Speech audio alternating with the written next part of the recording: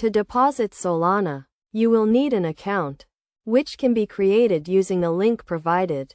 After setting up an account, you can proceed to deposit Solana by clicking on the deposit option.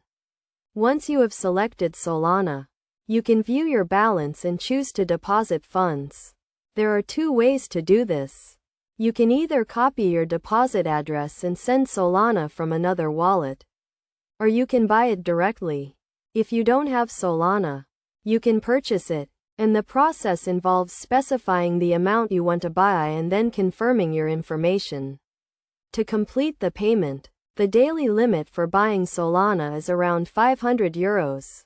Alternatively, you can deposit Solana from an existing wallet, such as Phantom Wallet, by selecting the Send option, choosing Solana, pasting in the address and amount, and confirming the transaction. Once the deposit is complete, you can start trading with your Solana.